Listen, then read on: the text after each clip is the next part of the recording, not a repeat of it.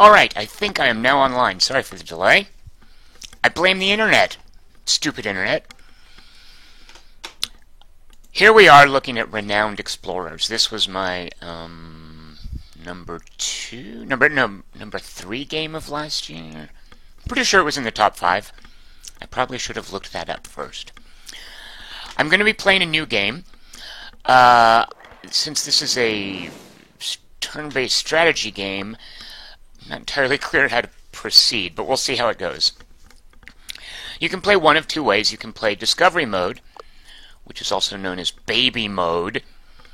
Actually, it's a perfectly viable way to play. It just means that it's not a roguelike. When you die in a battle, you just restart the battle. Some people even play XCOM that way. Here, though, as I think they say, I thought they said somewhere this is how it's meant to be played. But Adventure Mode is more of a roguelike. When you die, you're dead. And that's how death works. They added, I think this is always in there, shortly after the release. I say shortly after the release. A lot of this happened after I had played it. A lot of this stuff is new to me. They added these difficulty levels. Baby Mode, easy. Baby Mode, normal. You'll note these two disable Adventure Plus achievements. Those are, it doesn't disable achievements completely, it just disables some of the achievements. There are, for instance, achievements for, I think, playing a game with all one type of class. I think there are achievements for beating the game with different characters as your leader. And those are the achievement pluses. There's still plenty of achievements if you want to play on these baby modes. Here is the default difficulty.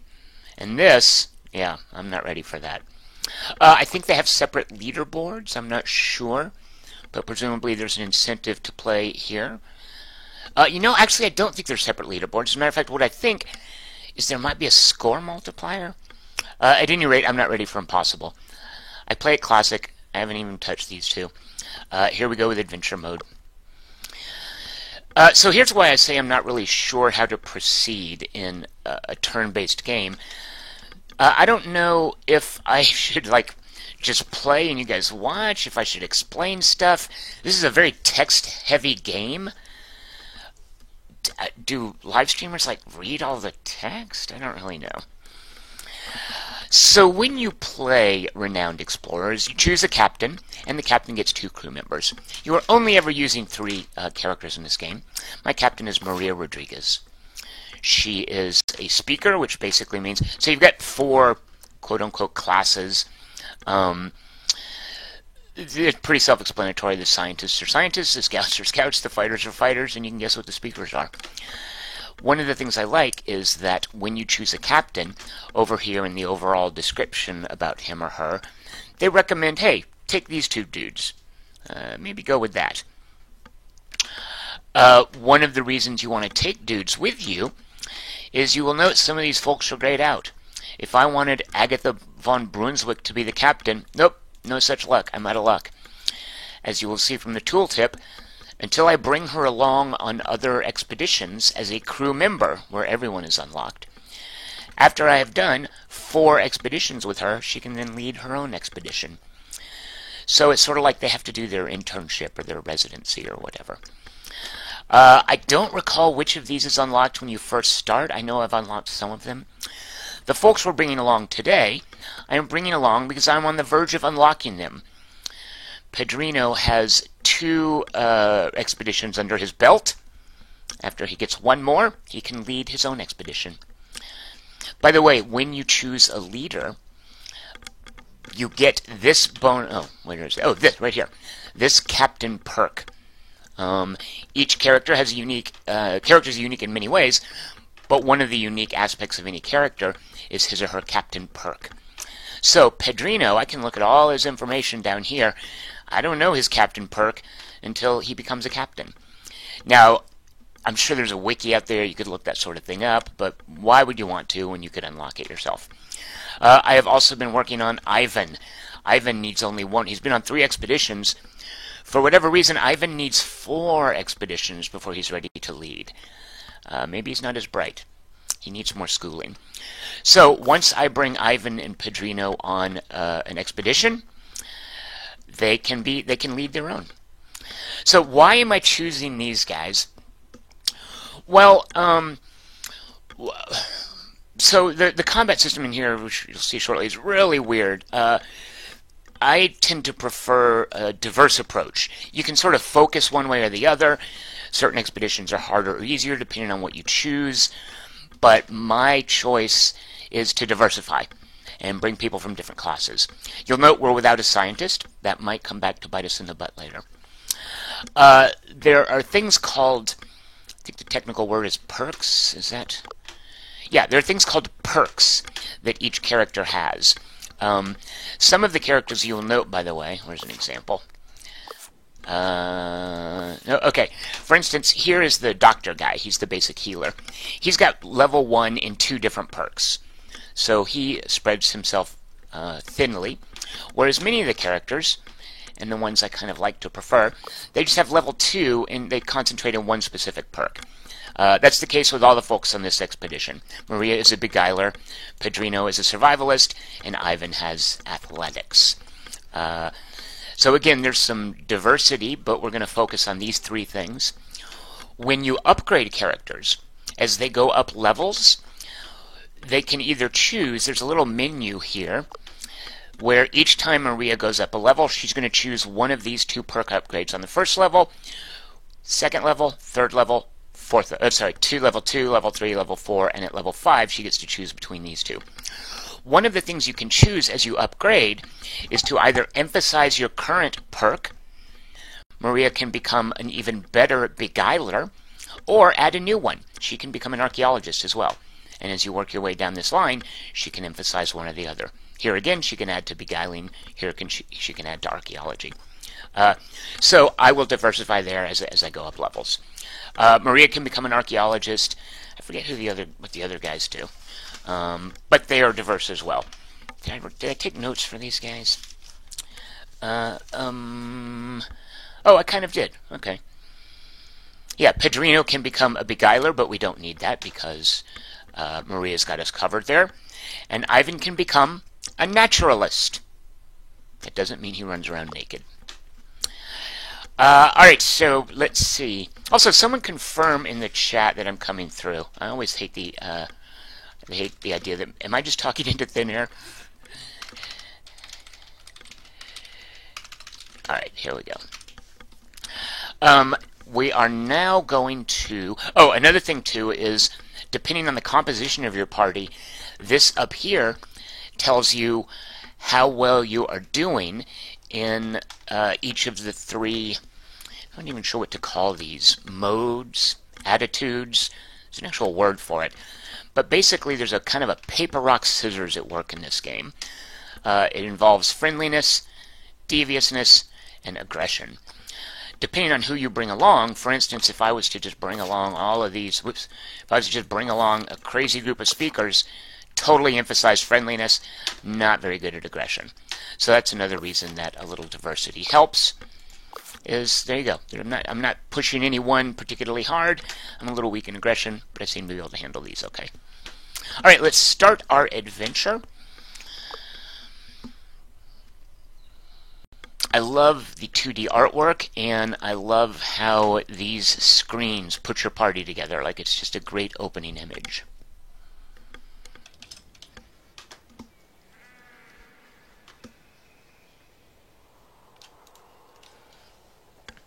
All right.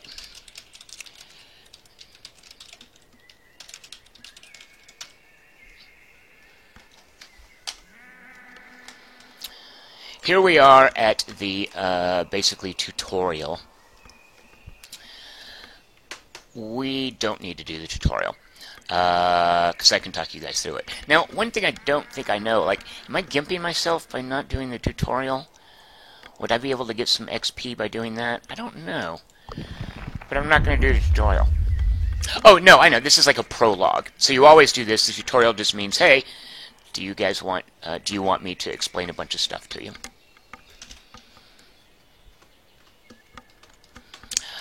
Alright, thank you for confirming that you guys can hear me. Alright, now, here we go.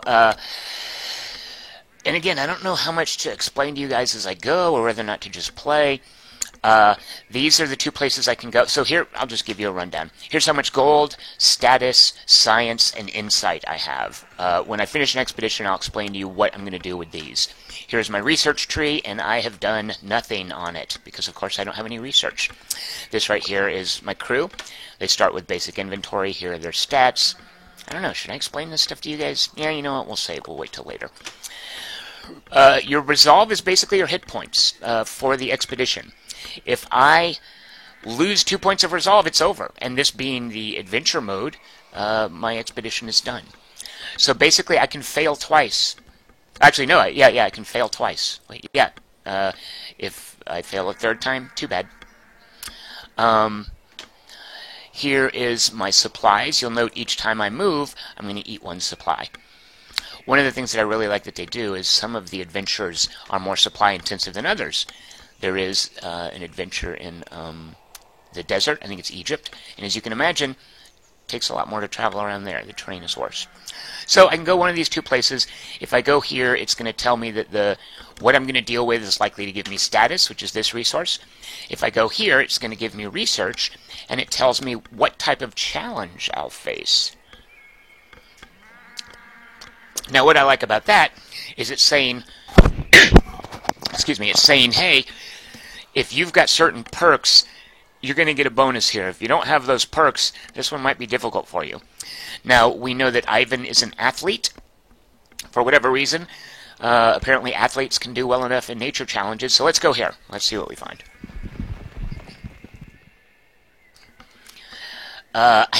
Really? Do I read this? I really don't know.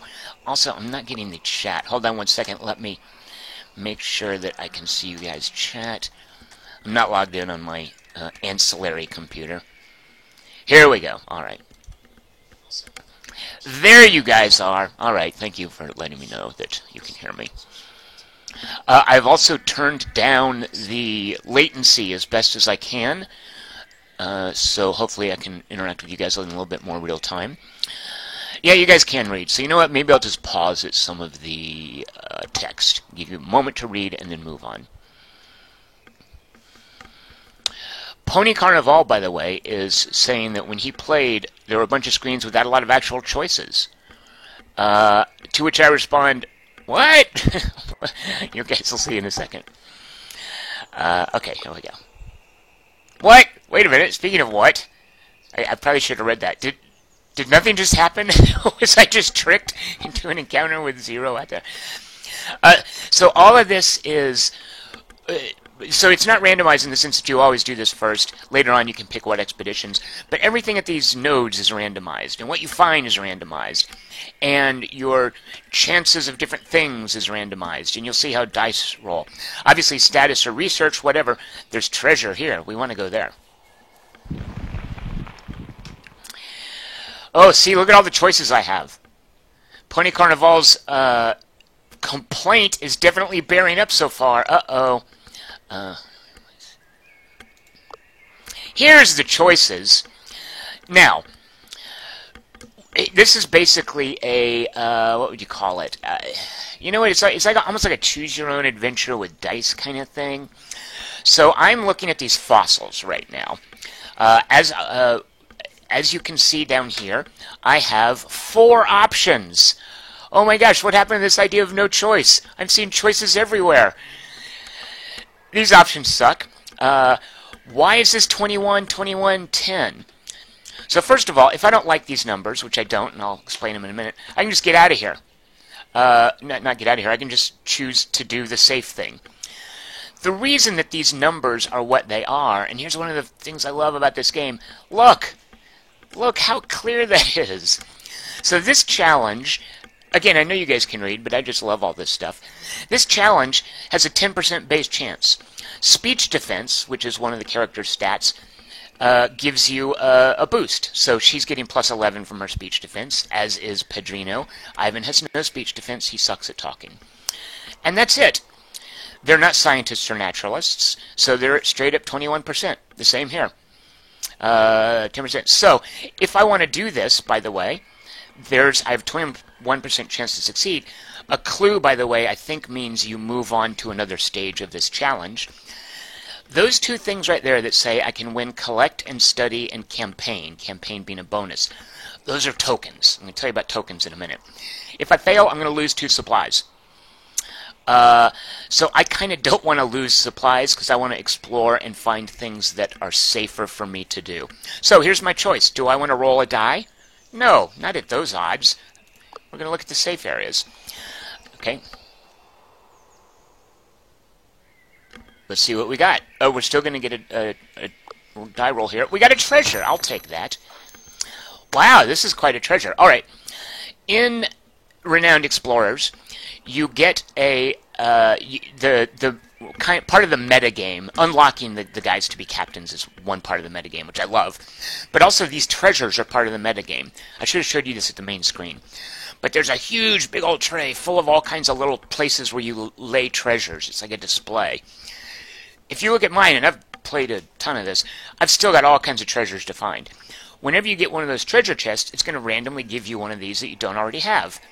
It's given me a ton of these tokens, which are awesome. Here's the score in the game. Everything you do, ultimately, you want to come down to renown. This is how many points you got. It's going to be on your high score. Insights are awesome. Those are also tokens, and again, I'll explain those in a moment. I now have clear amber. With the mosquito in this amber, I know that future generations will harvest its DNA to make dinosaurs. True story. Hey! Someone else just made that reference, too.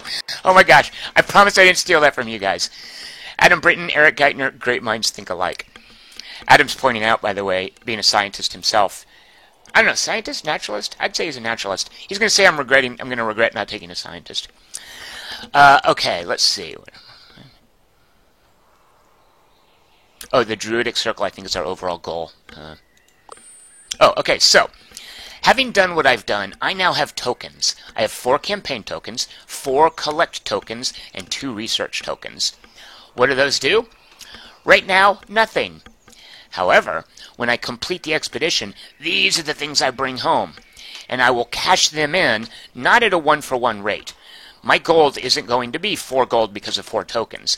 Instead, tokens are worth a variable amount based on different factors. And let's have a look here. For me, gold tokens, collect tokens at this point are worth 10 to 15 points of gold each. They give me a little bit of renown. There are ways you can improve that. Campaign tokens, these right here, they're basically how famous you are. They give you status, which I like to think of as fame.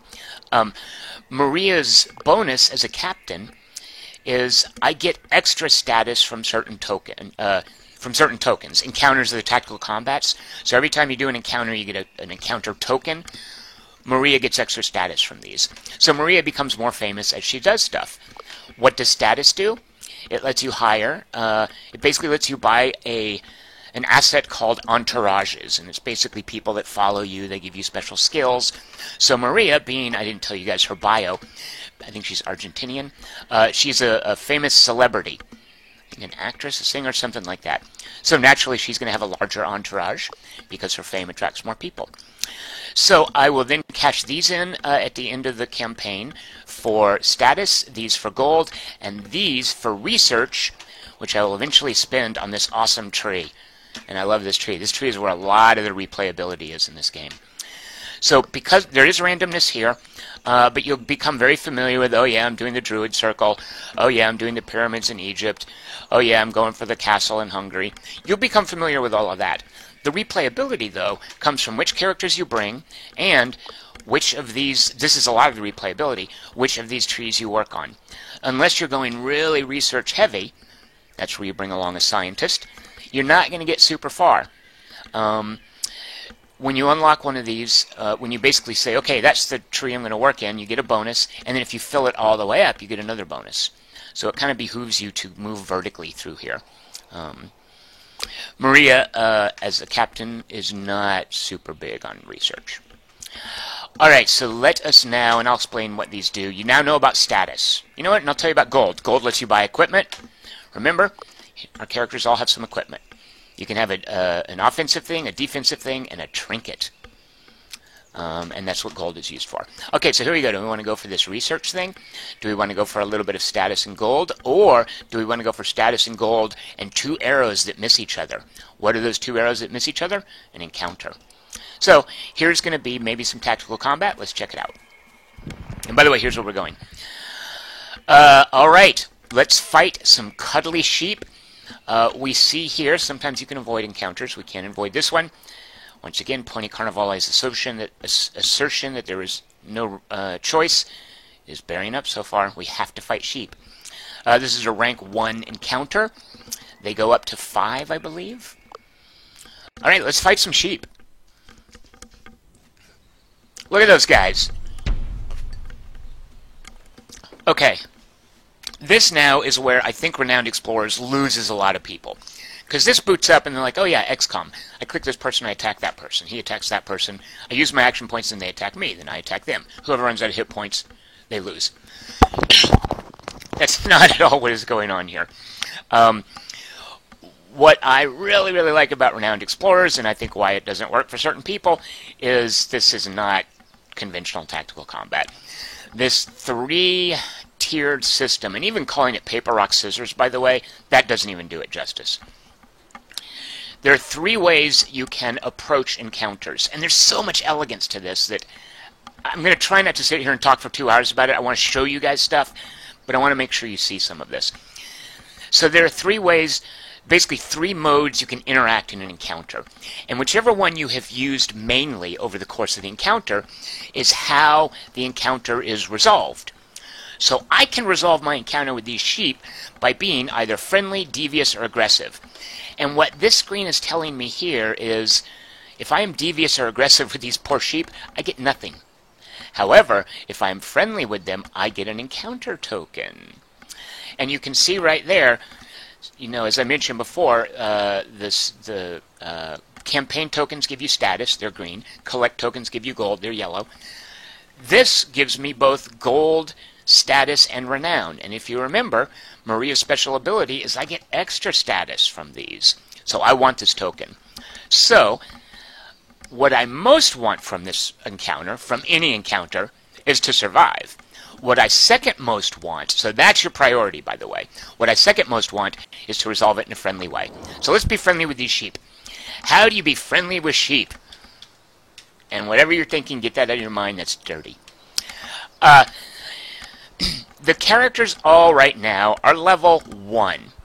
And when Pony Carnivale says, and I'm going to give him grief about this, by the way, because I think that's one of the strengths of this game, is the choice, especially in this combat. When he says there's not much choice, he kind of has a point at level 1. These skills here, if I click on anyone, look at those skills. It looks really uniform. There's a red skill, a blue skill, and a green skill. And there's something grayed out. Look at that. What's different about these guys? They do the same things. And you know what? That's kind of right. Everybody's first ability is an attack, their second is a devious, and their third is a friendly thing. And their fourth is just a way to resurrect any other players that have died. If you die, by the way, you lose 1 point of resolve. So if I get characters killed, I don't lose the characters, I instead lose the resolve. So if I get 2 deaths in the course of this campaign, in the course of this whole, what is it, a campaign? A campaign consists of 5 expeditions. If I get 2 deaths in the course of any expedition, I'm out. One of the things you will get, though, however, is more resolve as you continue. So, I don't want to die, and this is going to be an easy encounter. I also want to be friendly. So how I'm friendly with sheep is I, of course, use my character's friendly abilities. And you might think, okay, not much choice there. Again, you're looking at this, not much choice. Where these characters really come into their own, and there will be some slight differences here, I'll show you in a minute. Where they come into their own is as they level up. How can I look at his details? Can I not look at details during combat? I can't believe I don't know this. I mean, I can obviously look at his stats. Oh, you know, I don't need to, yeah. What I can't look at is his upgrade tree. Here's his abilities, here's his stats. Does it really not let me look at his upgrades? Oh, well, whatever. Alright, so we want to be friendly with these sheep. What does being friendly mean? It means using these. If I'm aggressive, if I punch the sheep, then this aggression bar is going to fill up. And you can see the tooltip tells me I have 0 points in each of these. Again, I love how explicit it is. It tells me how close I am to it tells me which of these I have emphasized so far. Because, by the way, you don't generally just be friendly with the sheep.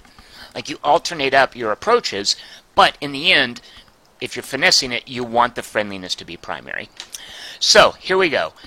Let's be friendly with the sheep. Oh, and I think what I was going to say is where the characters each begin to differentiate is once they get to second level, they then get their unique skill. Again, these vary, these are part of a pattern. They vary a little bit, but once a new skill gets added here, and you can get 2 more skills, then the characters really become distinct. And second level is kind of trivially easy. So I want to be friendly with these sheep. And right now, I love the mood of the encounter is uncertain. You know, we're standing off, we're eyeing each other. The sheep are looking at me, going, "What are you going to do?" I'm looking at the sheep, thinking, "What am I going to do?" Here is how the sheep's attitude is on the right. Here is how my attitude is on the left. And by the way, if you guys are losing the stream or if it's doing anything weird, please keep me posted because I'm trying some new settings this time to lower latency so I can see you guys' comments more quickly. I changed something called, this sounds really gross, something called an ingestion rate. So keep me posted how the stream is going and if you're having problems. I saw it just cut out for someone, but he's back. Welcome back, Chris Markinson. All right, so right now the mood is uncertain. And this, by the way, the reason this is here and this is here, this is kind of the crux of the tactical system. If I just go to punching sheep, whatever, I can beat him up. It'll be aggressive. This is a tutorial encounter. But if I'm friendly with them, whichever of these I use, by the way, is going to change my attitude. So Maria's really good at being friendly. Let's go be. Her ability is to... Oh, God. Yeah, okay, make your own jokes here. She's going to excite the sheep. Here's her movement range. The way this works, by the way, is each person gets a move and an ability each turn. Excuse me. Here's how far they can move. I can do it in any order, by the way. And once I use an ability, I can't move anymore. This gold circle right... not circle, hex. Is it a hex? 1, 2, 3, 4. Yeah, it's a hex. This gold hex right here, and this little patch over here, these heal up your spirit. You don't have hit points in this game, you have spirit. If you stand there, you're going to gain spirit, whether you're a good guy or a bad guy. So Maria's going to grab this spot so the sheep don't get it. Now, that's, by the way, what that little heart was, saying, hey, she's gaining spirit. She didn't have any to gain, but if she gets hurt, she'll regenerate it here. Here's your spirit, which is basically your hit points. The sheep have their spirit in yellow. This little, looks like an alien, but it's a non-committal face, is that character's vibe. I forget what the word is, but they can have buffs and debuffs, which are indicated here. Yeah, keep me posted if the stream is dropping out. I'm going to alt tab out real quick and just see how. That might not be you guys' fault. I'm getting a yellow instead of a green readout on my system as well. I hope my roommate isn't like downloading a bunch of anime or anything. Alright, so here I am. I'm in a good spot. I'm now going to use a friendly attack against... I'm going to excite a sheep. All this text down here, by the way, super explicit about what it does and any side effects and how effective it is. You'll note, for instance, Maria's abilities are attack, sadden, and excite, which is aggressive, devious, and friendly. Some characters... Let's see, do I have anyone here? Yeah. Ivan can attack, he can try to terrify, and try to excite. What I like about that is the reason there's a difference between try and don't try. Make your own Yoda reference here. Go ahead, I'll wait. Are you done? Good. You'll note, for Maria's sadden and excite, her chance to hit, 100%. There is no try, there is only do for Maria. Whereas poor Ivan, he's only got an 80% chance to do one of these. So that's the difference between terrifying and trying to terrify. It's called try to terrify if your hit chance is lower than 100. It's terrify if it's 100. So just again, a minor little... they really are good at communicating basic things like this. Ivan's terrify isn't always going to succeed. However, Maria's sadden will always succeed. Alright, so enough of that. Let's excite a sheep. Here we go. What I'm now seeing, yep, 100% chance to hit. We know that because the tooltip tells us. It's going to change the sheep from this little non-committal face to this big ol' happy face. Meaning, the sheep will be excited, which is why this is called excite. It's going to add a buff. Punching is just punching. You punch someone, they get hurt.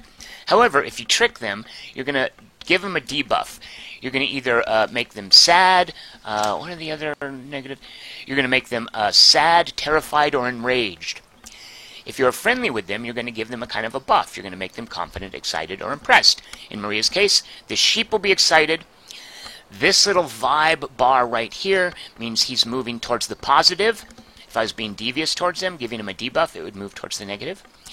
And unfortunately, this hashed out bit right here with the arrows, that's how much spirit damage the poor sheep is going to take. Which in Maria's case is 100% of her speech. Here is her speech stat. So she is doing 35 points of damage to the sheep. The sheep, I can right click, the sheep only has 20 spirit. So here we go. We're going to kill this sheep with friendliness. And by the way, it doesn't kill it. I love this. Watch this.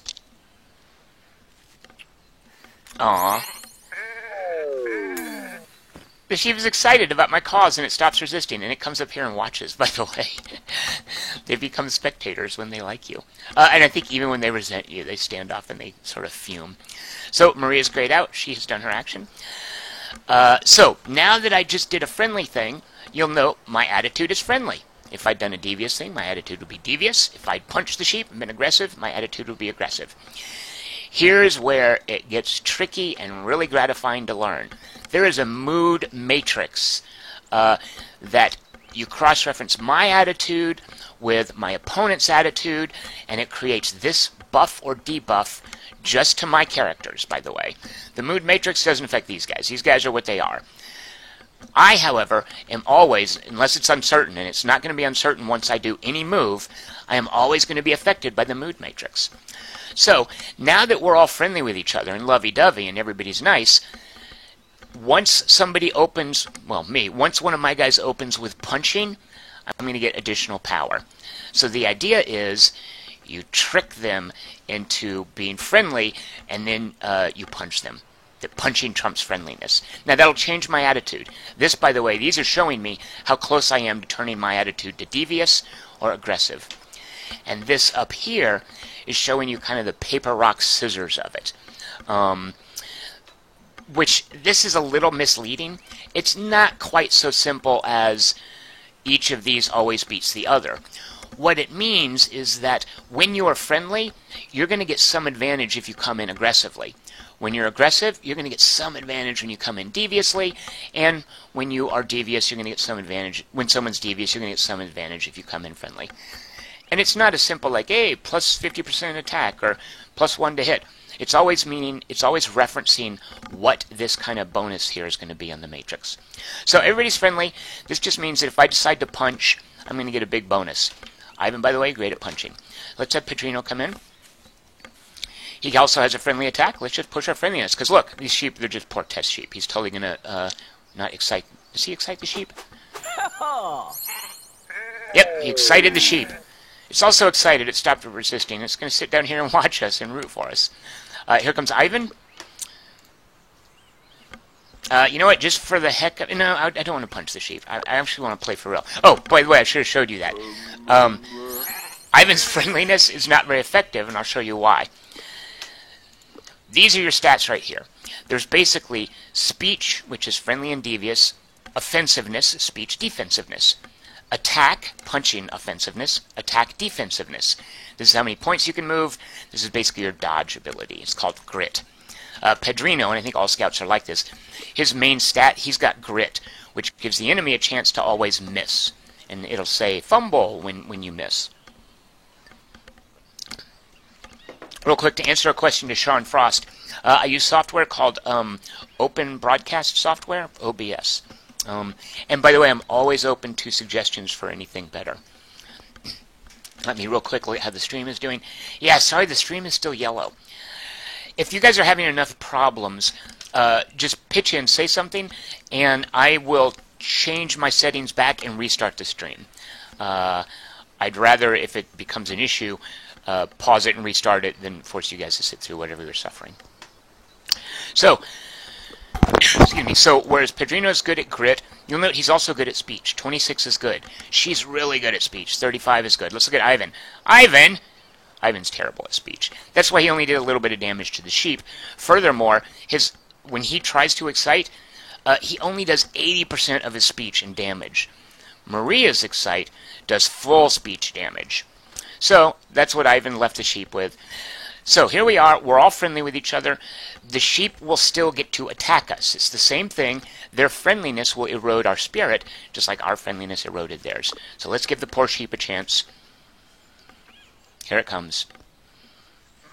Oh, so sweet. It smiles at Ivan. Ivan's resolve melts a little bit. Not resolve, I should be careful about that. Resolve is basically your life points. Everybody's picking on Ivan. Part of the reason that was so effective, by the way. Here's her defense against speech attacks. Here's Pedrino's defense. No defense whatsoever against speech. Let's see. Yeah, so some problems with the stream. Keep up the input. Let me know. Ivan's resolve is super low. Normally this would be a problem. You might also wonder, is there healing in Renowned Explorers? Because look, that's only grayed out if somebody's resolve is dead. I'm glad you asked if there's healing. Friendly attacks. So when you attack someone with friendly... I've buffed these sheep, by the way. You can see here the sheep is excited. It's speech power, and we're now in a speech power battle because we're all being friendly with each other. Its speech power, because it has this buff, is positive. So in addition to... So basically, when I use a friendly power, I'm buffing my enemy, and that's not always a good idea. Now, if these sheep were just simply mindly aggressive things that weren't using speech powers, no problem if they're excited. The physical combat counterpart to excitement is confidence. You don't want to make somebody confident if they're a fighter. You don't want to make them excited if they're a speaker, if they're friendly. So to offset the fact that, hey, my friendly abilities are helping the enemy, friendly abilities also heal. So if I were to use this, let's look at Ivan. If I were to use this on Ivan, it would heal up this much of his spirit. Some characters are better at healing than others. They're basically medic characters, and that is emphasized with their skills. So that's where your healing is the friendly stuff. But for now, we're just going to get him out of here. Because remember, if I had used my skill, he would be stuck there. He would stay there. Instead, I'm just going to finish off these sheep here. I'm going to be super friendly to him. Blow a kiss to the sheep. It's now excited, and it's joining our cause. Look, everybody's rooting for us. Thank you, sheep. And then finally, I know Pedrino can finish this guy off by being friendly. Alright, it was a terrible encounter to show you because it was... I would have really had to try hard to lose there. That's it. 5 very excited sheep. Now, look here. I got 3 encounter tokens. Why is that? I'm not sure. I think you always get encounter tokens. It's just... Oh, no. You know, I don't know why. I think you always get encounter tokens just for whatever reason. If I resolve that friendlily, I get bonus ones.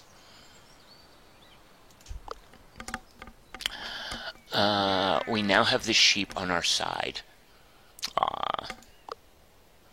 Let me check something. Does she have... You know, sometimes you have items or... sometimes your skills will give you extra tokens if you do things in a certain way. Is it because I have treasures? No. Sometimes your treasures will give me bonuses. I don't know why I got all those tokens, but whatever, I want them. Here is the goal. I can march here and end this encounter right now.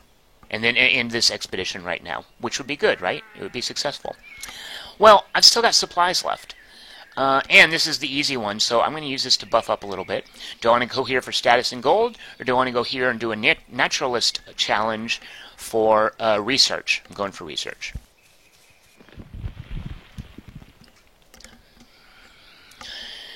Wow.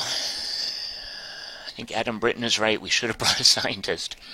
So, why is she only 26%? Yep. No scientist, no naturalist. So let's see, if I lose... So, if you recall the last challenge that we didn't do, if I lost, I was going to lose resolve. If I lose here, then she is going to lose 10 points of armor. And armor is your defense against physical attacks. And you know what? I don't care. And it only lasts for the expedition. There will be a debuff here saying, hey, her armor is lowered because she failed to translate the weird colorful stone. See, is that true of everyone? Yeah. So I'm going to take the risk. By the way, here's a choice I'm making, Pony Carnivale. I hope you're here so I can continue to grief you about this. Here now is the die roll. It's a Wheel of Fortune goofy thing. All right. Basically, I think each one of these is 10%. I'm not exactly sure the distribution of the skulls and the RE. RE being successful because this is, of course, Renowned Explorers. All right, so she didn't win anything. Her armor is lost, but... So I got experience for fighting the sheep. I also got experience for spinning the wheel. She just went up a level. Now she's going to get her special ability, which is Seduce, and I can choose to either push her Beguile higher or make her an archaeologist as well, and we're going to do that. A little bit of flavor, which I really like here. This is a perk. Like, this is a, I don't know if you call it a skill level. You don't just get numbers. You don't just get levels. Instead, every now and then you're offered a new, it's just a word, but it just means a new point.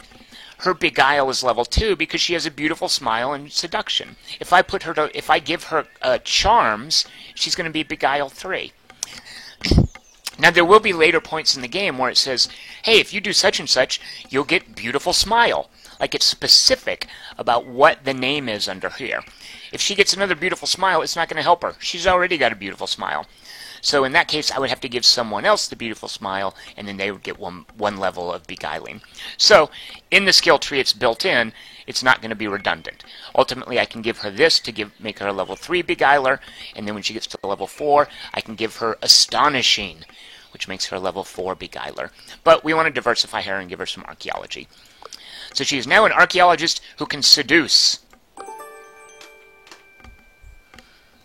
By the way, does that describe Indiana Jones? I don't know.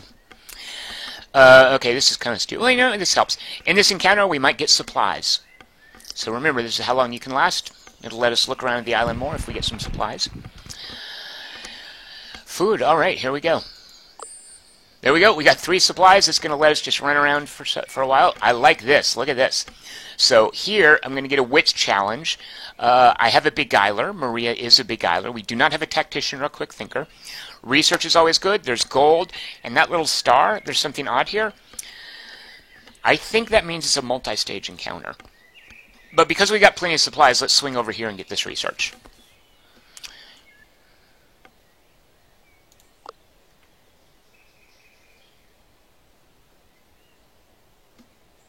Hey, did we just get a free Entourage member? Oh, no. Alright, so this young lady just gave us research tokens, I'm assuming. The airship, we actually move around amongst expeditions on an airship. Student joins your entourage. Yes, we got a student in our entourage. I'll show you that in a minute. And we got 2 study tokens. Oh, there's a little student. What does a student in our entourage do? Well, let's take a look. Our entourage has no specialists. They give you unique bonuses. They're pretty awesome. Again, you use status to buy these guys. Our student makes our study tokens more valuable. They give us between 1 and 0 points of additional study. So every student we get basically means, hey, you're getting more research there. When I get to a city, I can buy, with my status, all kinds of different entourage members, helpers, and specialists, which will affect what my tokens are worth. All right, let's check this crazy thing out.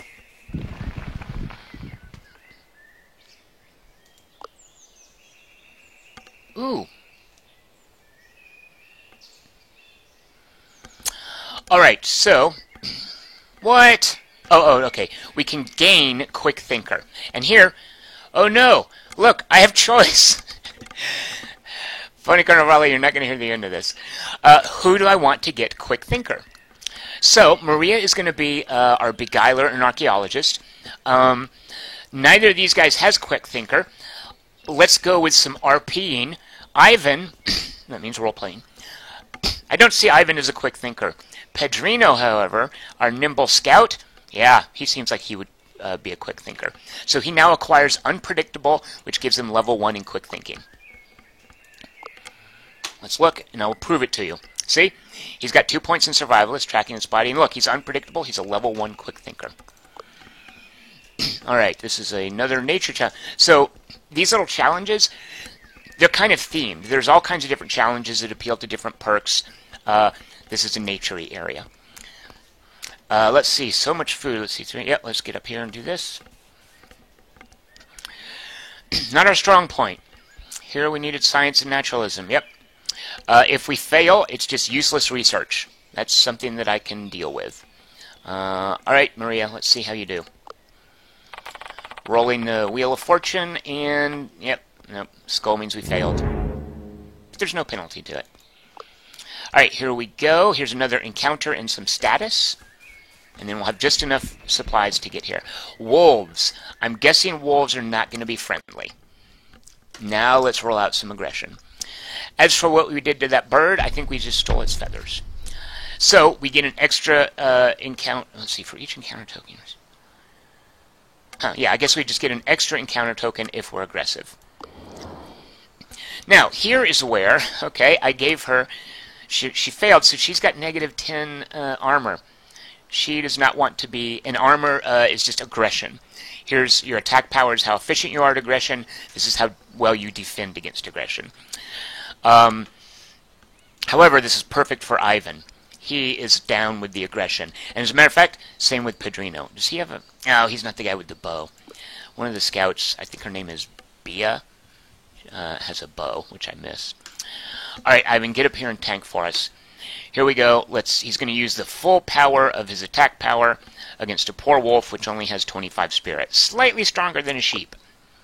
Oh, actually, real quick, let me see if there's anything special about the wolves. No. But by the way, you'll note here, I see their stats. Wolves are kind of, and I like how they do this. This whole, wait, why does a wolf have high defense against speech? What that is doing there is basically saying, you know what, your deviousness and friendliness are not going to be super effective against a wolf. It's kind of encouraging you, yeah, talking to wolves, that's not really a good idea, just punch them, because they have 0 armor. Later there are creatures, I think scorpions, you can't talk to them, but they also have armor. Scorpions are jerks. Alright, we're going to punch a wolf.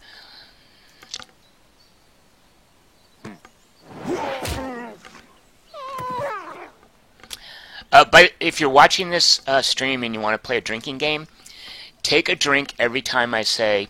And another thing I love about Renowned Explorers, I'm about to say that right now. Another thing I love about Renowned Explorers is that little animation you saw. I could turn it off if I wanted.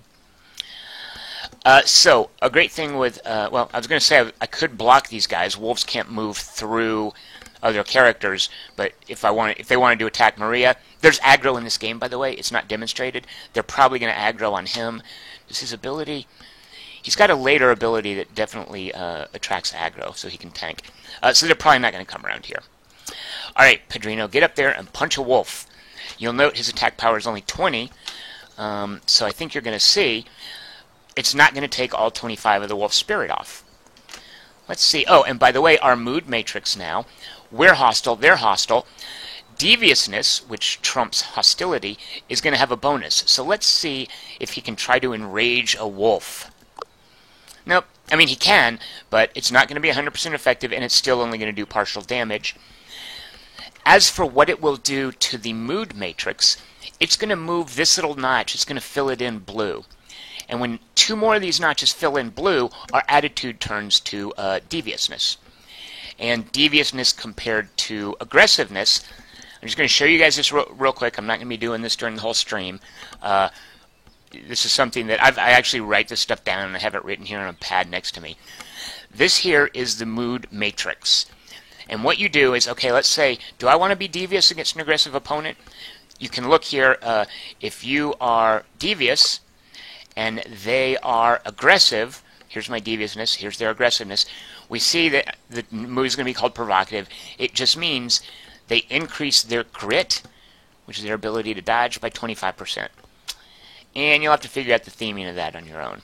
But that's in here. There's a reference thing.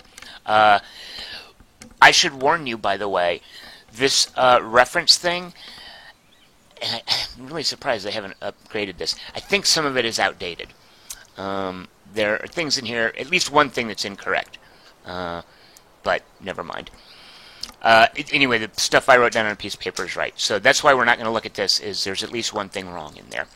Alright, so if I wanted to push deviousness, I could, but let's just get to punching. We're fine with punching wolves. Now, this next thing, she now has her seduce ability, which is awesome for a couple of reasons. First of all, it's awesome because it's ranged. You can seduce, like basically she can look at someone across the room and seduce them because her range for seduction, 2 tiles. And I don't know why they're afraid to call the tiles hexes, because that's what they are. Furthermore, seduction, it's not just her full speech, it's 110% of her speech. It does a lot of damage.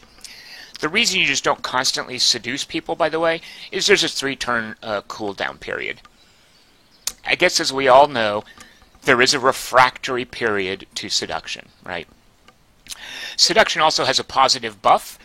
It will cause your enemy, if this arrow moves up into the positive, like if they're down here negative enough and you try to seduce them, until this arrow goes all the way up here to positive, they're not going to get that buff. So if you really depress this vibe, and then you do positive things, you can do it without giving them the buff. So what happens if they are impressed? That means and here's a weird thing. When you're impressed, your speech defense goes down. Now for a buff, that's a weird thing. But it's one of the benefits of seduction. She gets the one negative, the one positive debuff that has a negative effect. The one positive buff, I guess, that has a negative effect. All right, so let's finish this wolf off by seducing him. Sorry, I just seduced a wolf. Oh, he's confused about all the mixed signals. Poor wolf. Alright, and again, this is a baby encounter, so there's not going to be much challenge here. You'll note if it does spirit damage, big deal. We don't care. It heals up completely between each battle. And we'll have Ivan finish off the wolf by punching it. No mixed signals there, wolf.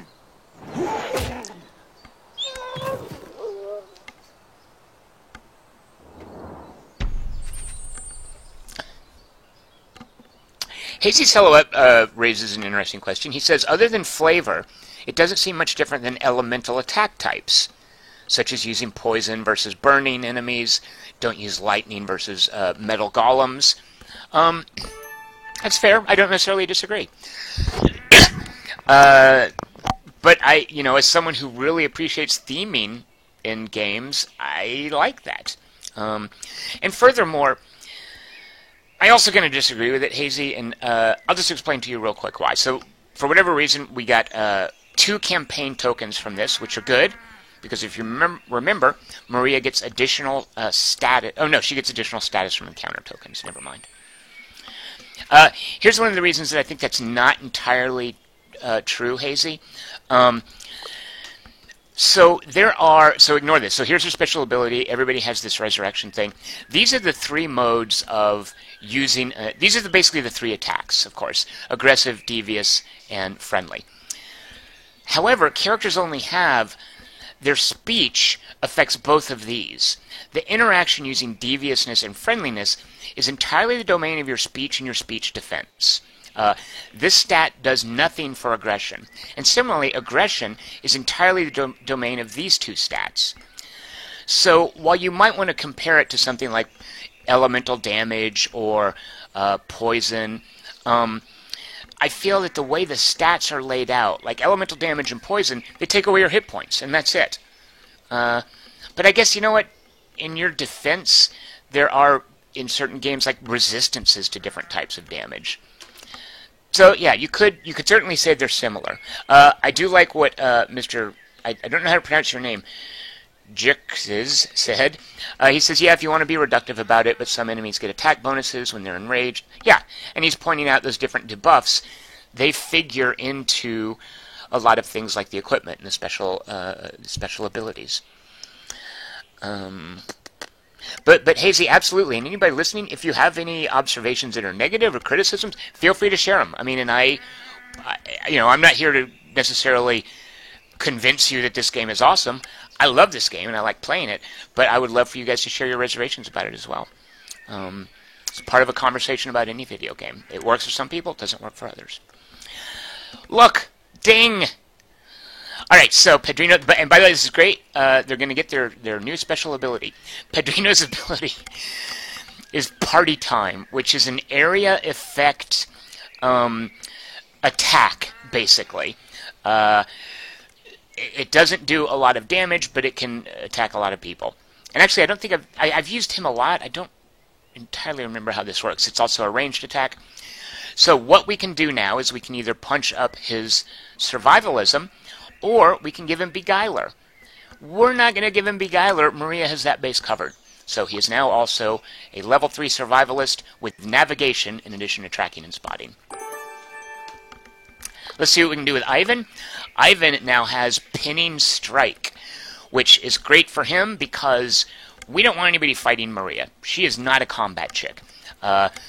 Ivan can now, when he attacks, keep someone from moving. This Pinning Strike pins them. And you will note, it says Ivan will surely pull aggro of surrounding units for 1 turn. It's how he tanks as well, as he draws aggro. So, Ivan being an athlete, we can either also make him a naturalist. Where were you before, Ivan? Or we can buff up his athleticism. I am actually going to focus on athleticism. Sorry to any naturalists out there. I like that Pony Carnivale brings up a comparison to Curious Expedition. First of all, Curious Expedition, not finished. Early access. They're still calling it an alpha, which I wish they'd hurry up. It's just a couple of guys making it, so I can't blame them. I think it's literally 2 guys in Germany making that game.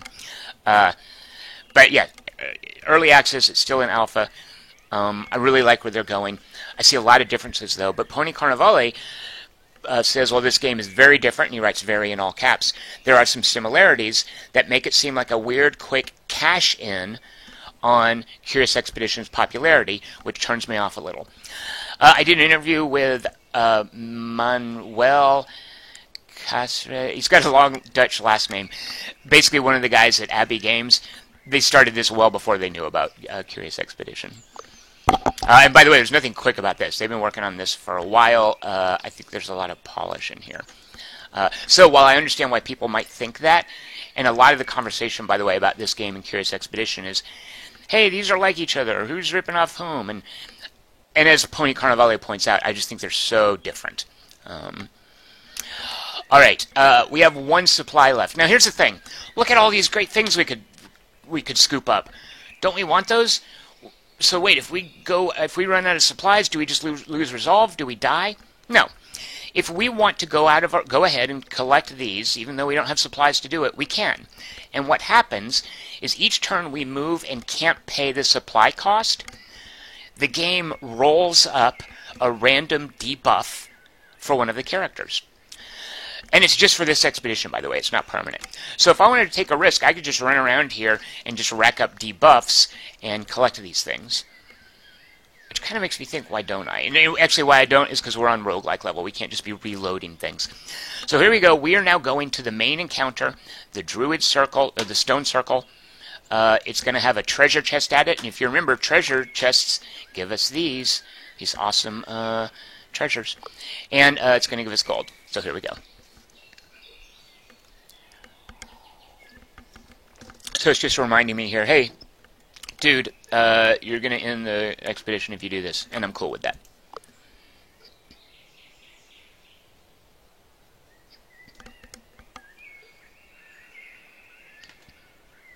I feel like I should know this word, menhir, but I don't. That might be worth looking up later. The first expedition always ends this way. This fella right here, Rivelo, basically your rival in French, he's at the top of the leaderboards. And in any game, your goal is to beat his score. Now, I believe when the game came out, there were no online leaderboards, so you would just play, you would try to beat him, and you either did or didn't. It was binary, you know, you won or you didn't. Not entirely true, actually. There's a list of other explorers, but he's the main guy you want to beat. If you don't beat him, you come in second, third place. They added leaderboards, online leaderboards, after the game had been out for a little bit. So in addition to trying to beat him, you're also trying to beat your friends. He always scoops in. It's like the beginning of Raiders of the Lost Ark, where Alfred Molina steals the little statue dude. This guy comes in, and whatever you're trying to do, he interrupts you. This might vary. No, I think it's always. So you don't fight him, because you can't fight other explorers. That's mean he drops this boss in here, and you're going to fight him. He's taking the men here, whatever that is. And now we have a rank 2 encounter. So I think there's a boss fight at the end of every expedition. Alright, so here we go. What it's telling us is if we are friendly, then this guy is not going to be impressed. If we're aggressive, whatever. If we're devious, however, he's really going to admire our sharpness, and this is going to determine what our reward is. So, this we want to resolve deviously, which isn't our strong point. Ivan's great at aggression. Maria's great at friendliness. But let's just see how it goes. Now, this is no sheep or wolf encounter. These guys here, they are, what are they called? Mobsters. What, really? This guy's employing mobsters? Amir Akhtar hires these mobsters. Mobsters, very middling stats, no defense in anything. This is the guy we really want to worry about. So mobsters have 20 spirit. Look at this guy. 80 spirit? What the hell? Furthermore, he's got a good crit. He's got a chance of evading us. This now tells us a little bit about what to expect from him. He is the scout. He is a devious bully. We know that. He can destroy the confidence of a saddened person. In doing so. Okay, so if we're sad, we're particularly vulnerable to him. We don't want to be sad. Furthermore now, someone who was the naysayer, Hazy Silhouette. Sorry, not nay. I don't mean to call you a naysayer. Hazy Silhouette, who was wondering how this is different from elemental resistances. To sort of add to his case, I still feel that it's theming, but to add to his case, one of the things we need to know to fight him, what is he resistant to and what is he vulnerable to?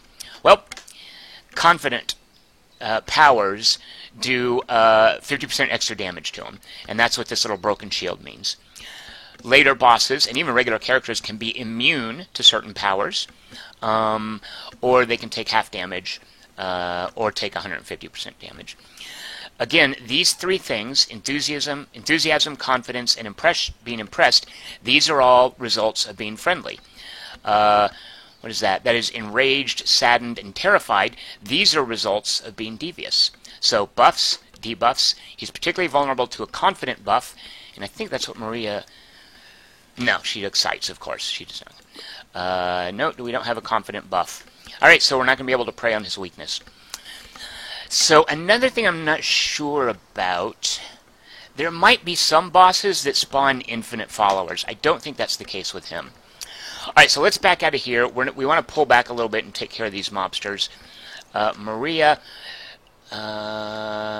what's the area effect? Let's see what the party time does. Wait, I thought this was area effect. Hits an area of effect. Well, at any rate, it's only going to... what is it? I don't understand what it's telling me. Oh, there. That gray... Oh, I see. Okay, duh. It's just telling me there. So let's see, I can weaken both of them with a party, in which case I will be friendly and they will be devious. I can look at my chart to see what the specific effect will be, or I can just take into account, yes, friendliness is good against deviousness. So let's throw a party. Oops.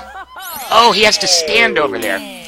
So there is some randomness, by the way. We got a great roll, and it said it was predicting that we would only take away part of their spirit. We rolled high enough to take away all of their spirit.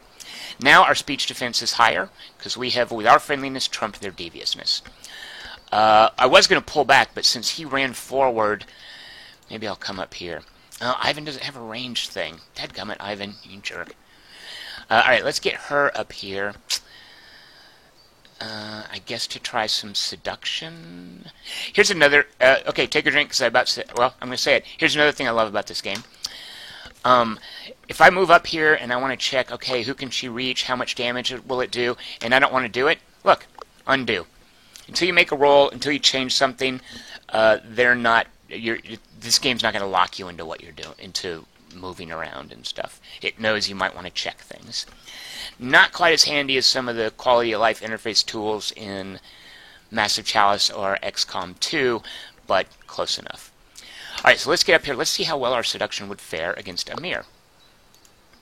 Very well. I like the look of that. Now, her armor is way down. Please don't punch her so hard that you guys kill her. Oh, and actually, I can't quite get Ivan. Can I get Ivan up there in front of her to tank? No. You know what? I'm going to be safe, though. Okay, Ivan, you stand there. You know what? Fortune favors the bold. Here I go. I'm going to seduce Amir. Whoops, wait. Seduce Amir. There. Hola. Very impressed. So, if you'll remember, when you do a friendly attack, it's going to give them a buff, a modifier. Being impressed is the only negative modifier. So Amir has now had his speech defense dramatically lowered. And let's take a look. Look at that. Awesome. So a simple devious trick or another friendliness should do him in. This guy will come up here. Really, he has no ranged things. I guess it makes sense. A big guy like that would just punch.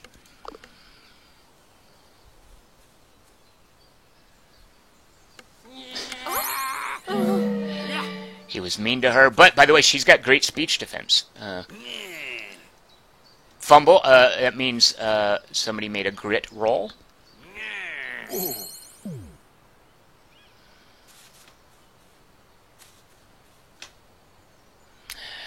So, Amir is impressed, his speech defense is lowered. You will now note that poor Ivan... Oh no, it's not Ivan. You will note that poor Maria is sad. This guy's power saddened her, and we knew that was going to happen because this explains here. And her being sad simply means that her speech power has been reduced. And look at, again, something I love about this game. Did you take a drink? You should have. Look at how this is broken down. Her base is 30, an item is giving her +1. Her perks are giving her +5. Oh, I'm not sure I knew that. You know, I did know it, but I guess I'd forgotten. Your perk choices boost some of your stats. And then she's got a -25 modifier. Why is that? Look, because she's sad. Alright, so I think we can finish dude off here. I think it would be... Oh, she can't get close enough. Dadgummit. Alright, well, let's have him punch this guy to death.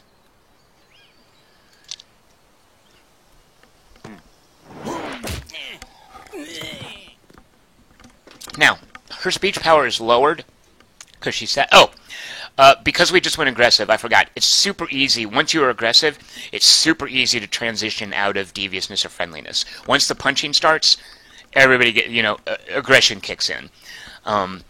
You can't just willy-nilly be friendly, quick aggression. Friendly, quick aggression. Aggression's going to override other moods really easily. So, now our speech defense is super lowered. What if we want to get back that friendly versus devious speech defense bonus? Look at how friendly we have to be to make up for our aggression. It's 1, 2, 3, 4. We have to do 5 friendly attacks, or 3 devious attacks. So that wasn't really a good idea, but I did it anyway. Let's see if she can finish him off by exciting him, which she can. Now he's going to go root for us on the side of the map. Okay, good. That's what I was thinking. When you defeat a boss, you don't have to fight all of his minions. And that's why in some of the encounters, where I believe there might be infinitely spawning minions, maybe I'm wrong about that. I would love to be wrong because I hate nothing more than infinitely spawning minions. In some of the encounters, you need to make a beeline for the boss.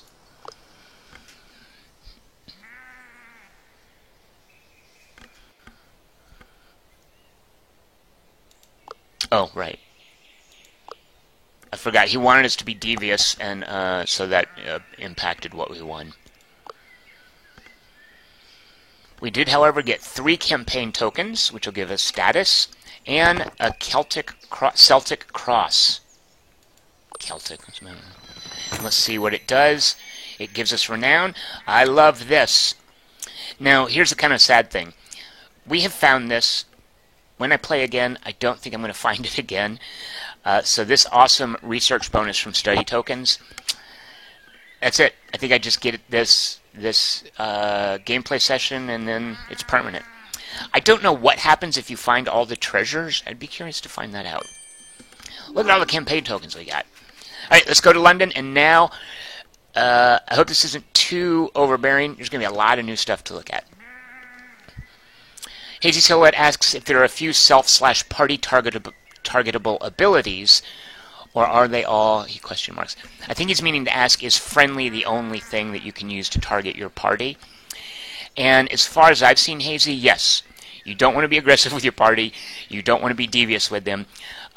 Everybody's friendly ability, to different degrees, by the way, works as healing. Can you excite an ally or buff? Yes. Well, because remember, all those positive buffs only come from friendliness.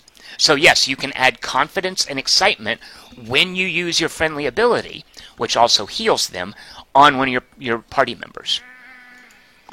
And that's great. So by the way, we want Maria to be excited, because that adds her speech attack. We want Ivan to be confident. That adds to his aggressive attack. Look at all the great things I got. So it's breaking down, I missed the counting, but it's showing me how much I got from each set of tokens. Let's see. So we got status from our encounter tokens, and this would be boosted by Maria's special ability. And of course we got status from this. We got a ton of status. It's a fair amount of gold. This is going to our points. This will get us, I think, 2 skills on the upgrade, on the research tree. Let's find out. Rivalu, however you say his name, he's got 2,500 points. I think he's always got that. We're now at 127. We don't need a tutorial. This you always get, by the way, which just gives a lie to me saying you never get a repeat artifact or treasure. You always get this after your first thing, and what it does is it gives you more supplies for your future journeys. These insight tokens I'm not going to show you. They are sweet. Before we look at those, though, let's spend our research. We have 32 points of research. To unlock a tree, it's going to cost us, where is it showing me?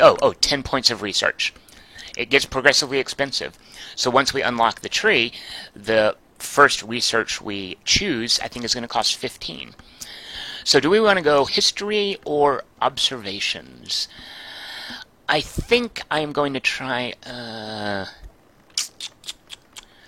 let's go with history, because this looks like a boon to status. It'll make status cheaper, and we get a lot of status. So we're going to go for, and this is, I think, a basic strategy with Maria, an ensemble-heavy game approach. All right, so we now have history. Upgrading our entourage halls, that unlocks additional entourage members, is cheaper. And if we finish all of the projects in this research thing, we are going to gain 15 renown. We're just going to get scored, a higher score for certain entourage members. So the next thing is going to cost us 15. We've got 22. Do we want historians, where we get a free lobbyist? And I know a lobbyist makes your campaign tokens give you additional status, and we're even going to get campaign tokens. Or do we take an insight into antiquity, in which case we get an insight, and every time we finish an expedition we get an insight. I'm going to show you insights now because they're awesome, and I'm going to take this antiquity insight. Insights basically are, excuse me, the idea is it's things that you learned when you were out on your expedition. We got 4 of them. Insight tokens, you then spend, each of these push pins is a place we can go. And you can zoom in on the map, and you can see they become buildings. You can click on a building to do something. So you might think I'm just going to show you real quick. Here's where I buy equipment. Now let's say I want to do something besides buy equipment, like go back and look at my entourage. So I can back up, and then I can see, here's my entourage. Wait, I want to go look at equipment again. So, do you have to do this? Is that really the interface? Is it that annoying? Nope. Each of these buttons, and this actually, I can't tell you how many times I played before I realized this, each of these buttons is one of these buildings. You can click on the building, But forget that. Just click on the buttons and jump around. Very straightforward. Alright, so we're going to spend our 4 insight tokens. And what do those do? Whether you're in London, Paris, or Berlin, you can choose a character to give a talk, and this costs an insight token, at that school. I guess this is my school. Berlin's a university, Paris we're campaigning, London we're lecturing. In Berlin we get research tokens. In Paris we're going to get status. And in London we're going to get collect tokens, which is money. We choose who is going to give the talk.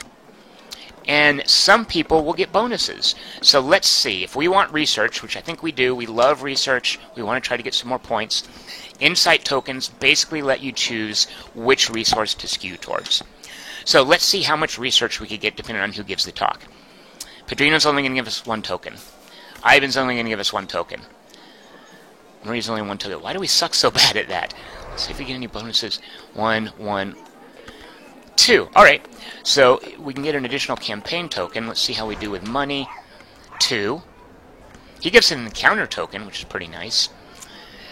Oh, I guess we're going to go with the campaign tokens by having Maria.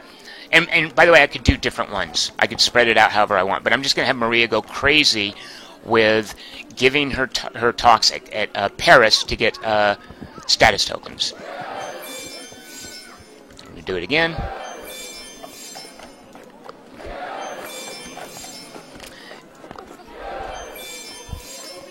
Alright, there. We just did a crazy amount of campaigning at Paris to get this status, which is a resource. Why do we want all that? I'll show you. So we've exhausted the use of London, Paris, and Berlin at that point because we used our insight tokens. Now we're going to spend gold to buy equipment and status to buy our entourage, and that's where Maria excels, and that's what we've been focusing on. Here's your entourage purchasing. Helpers, and these are the guys that will give us extra renown if we fill up that history research tree. They are little guys, like you'll remember, we got, when we met that woman and she gave us her paper, we got 1 student. And what students do is they make your study tokens worth more. I can rack up students. There are 2 of them for sale here. I can buy them, and that'll basically mean each study token gives me between an additional 0 and 3 research points. However, each of these guys does different things. And they basically increase the value of different tokens, what you get. So for instance, let's look at merchants and traders. As you can imagine, a merchant means you get extra gold from a collect token. A trader means you get extra gold from encounter tokens. So these are all good and well. They're great to get. Specialists, however, these guys give you special abilities. So, the first tier in all of this, is this randomized? I don't know. These all look familiar, but I don't know if the names are randomized. So, the first tier of specialist is basically going to give us an additional token based on how we resolve an encounter. And because Maria likes friendly, it might make sense to choose this guy to give us extra money every time we're friendly. But let's go ahead real quick and upgrade Stockholm. Now we have this tab of specialists and this one. And I should point out, by the way, each of these tabs, you can have 4. When you pick someone, the other 2 you don't get. They're all mutually exclusive. So let's see. Let's get us... Do we want one of these nice valuable guys? These aren't that great. So I don't think we have a 2 naturalist or quick thinker. We've got a 1 in naturalism and quick thinking. Oh, so this would help us. We know that Ivan has 2 points of athleticism. So this would mean whenever he does a challenge, that's where he spins the wheel, we're going to get an additional collect token. Furthermore, we can add an athlete perk to boost our athleticism. Do we want to do that? Yeah, let's do it. And we're going to give the athleticism to Ivan. He already knows smashing, so fortunately we have our choice. We'll give him tenacious. And now we got an achievement. And now he's better at athleticism. Alright, let's get some helpers. We have 137 points left. Who do we want? So we know that Maria gives us extra status from encounter tokens. So let's add extra gold to encounter tokens as well. Now you'll note I bought one guy The second guy, no, sorry, it's a chick, and there was only 2 available. She's way more expensive, but we can afford it. There, we've recruited all of them. And by the way, you will note we bought this guy. These 2 aren't available. So there was our status. Let's go buy some real quick equipment. Equipment works the same way. I can upgrade the shop to add extra stuff. There are these little tabs. Let me choose what I'm looking at. Trinkets go in this trinket slot. Everybody's got a free one. Offense goes in this slot here. Because they have speech powers, they read books. When you have attack power, you get some sort of handheld thing. In Ivan's case, he's just slapping people with a glove that gives him +1 attack. And then defense goes in your armor slot. Let's see. Let's go ahead and spin. Oh, and these, by the way, the compass. This is where you start to specifically tailor character builds to resistance, and it's where you can also get additional perks, you will note. So navigation, I believe he already has navigation. Engineer might be good.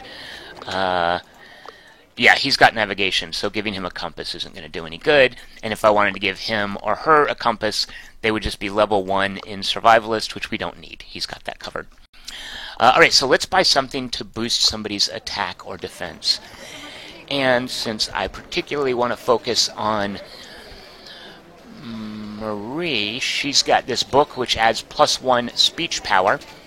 And that's simply a Exploring for Dummies book. If we give her a decent book, she's going to get additional speech power and a little attack power. Let's go ahead and upgrade. You will now note I can get a good book, which is +8, +3. We're going to buy that for her.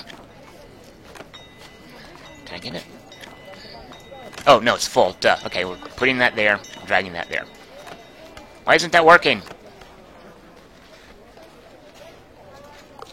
Oh. Fair enough. It won't let me drag it directly to the slot. I have to put it in the little transaction box. And then we're going to sell that for 15. 44, we'll take that on a gift certificate. I don't think there's anything you can get for 44 gold. And we're all set. So we've boosted her attack power, or her speech power, with a good book. We are now done shopping. We have spent our resources. We have upgraded our tech tree. Here are our treasure. Oh, but yeah, here are our inventory stuff and our stats. We now have more supplies. We got 2 points of resolve. I believe the way it works is after every expedition, you get 2 additional resolve. If I had lost resolve in that last expedition, and I went from 2 to 1, I would now only be at 3. This is persistent. It sucks when you lose resolve. Alright, we've done 1 out of 5 expeditions. Now, we have, and things progressively unlock, like each of these, there's an additional encounter behind them. We can now choose to go to the Irish Isles. We've been there. Could I grind that again if I wanted? No. We can go to Hungarian Fort. We can go to the Mali Mystery. They added this one, by the way, in a patch, I think a few months ago. Or we can go to the Caribbean Islands. Now you might be thinking, 6 of one, half dozen the other, it's all a graphic skin, it's different. No, not at all. You're crazy. When we click on it, lots of information about what kinds of encounters you'll face and what kind of rewards you'll get. And just right off the bat, I see that there are going to be pirates here, and they tend to be aggressive. Oh, monkeys, by the way. Oh, yeah, did you guys watch the Don't Starve stream? I think some of you did. Monkeys are my mortal enemy. I freaking cannot stand monkeys. The monkeys in here are so annoying as well. Super devious. Oh, real quick, I see Hazy Silhouette asks, to be really successful at endgame, how much do you need to min-max and snowball through the token conversion? If you don't specialize or choose well, can you never get to the end? Hazy, that is an excellent question. Because this is a roguelike, the end is where you want it to be. It's basically a matter of how many points you want to get. I've got 3 of these 2-star expeditions. When I choose one, the other 2 don't go away. If I want to play it totally safe, I'm just going to do these, and then for my last expedition I'll have to do a 3-star one, but I'll be powerful enough. But if I want, and this is where you need to min-max, where you need to be really particular with your choices, where you really, more than anything else, by the way, need to understand the mood matrix. If you want to get to some of the harder challenges, which will give you more renown, put you higher on the leaderboards, give you a higher score, then yeah, you really have to min-max. But if you just want to play it safe, if you're just enjoying the character building aspect of it, as you're learning the combat, don't push your luck. It's very much a how difficult do you want it to be kind of thing. How many points do you want to try to make?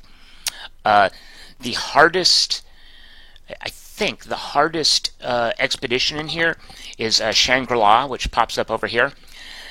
I've never even been to Shangri-La because anytime I get powerful enough to go there, I don't want to die. So I'm not good enough at this game to have really pushed the end game yet. Okay, so we know if we fight pirates, that's going to put a premium on aggression. If we go to the Hungarian fort, it's going to put a premium on deviousness. And by the way, we'll get status. Maria likes that. It helps her. But if we go to Mali, friendliness. So let's go to Mali. We're going to get gold, whatever. We don't care so much about that. But we're good at being friendly. Let's go, and here's the boss we're going to fight, a mysterious witch doctor. We're going to Mali.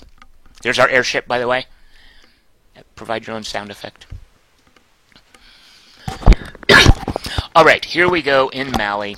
Cultural treasures. Here's what we're trying to reach. And here's where we are.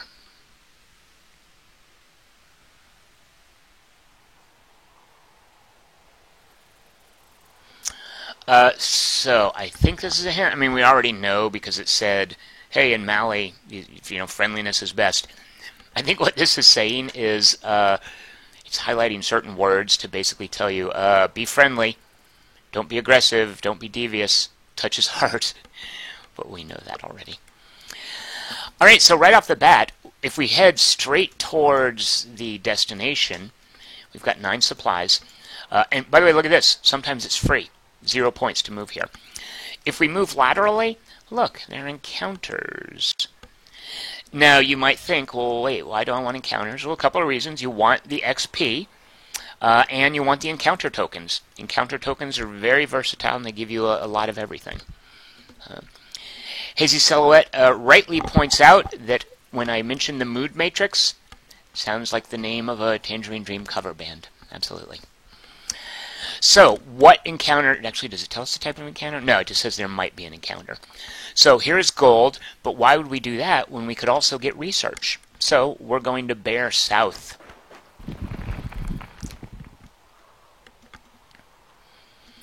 I hope Pony Carnivale is still out there, because look, we have a choice. Oh, there's no choice in this game. I just can't help grief that, sorry.